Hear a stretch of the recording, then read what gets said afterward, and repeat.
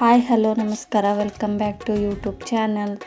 ಇವಳೇನಪ್ಪ ಒಂದೇ ಹಸುಗೆ ಇಟ್ಕೊಂಡು ಇಷ್ಟೆಲ್ಲ ಮೇವಾಗ್ತಾವಳೆ ಅಂದ್ಕೊಂಡ್ರೆ ಹಂಗೇನಿಲ್ಲ. ನಮ್ಮ ಹಸು ಗೊಬ್ಬ ಆಗಿದೆ.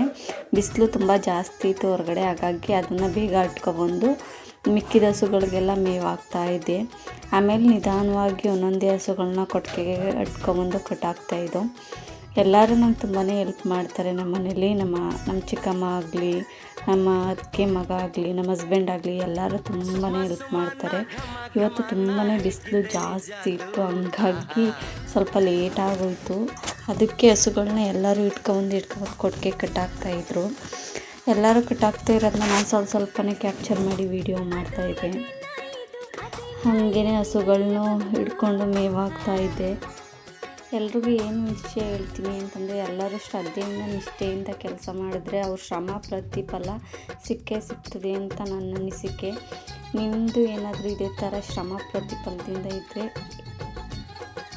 ಇವತ್ತಿನ ವಿಡಿಯೋನ ಎಂಡ್ ಮಾಡ್ತಾಯಿದ್ದೀನಿ.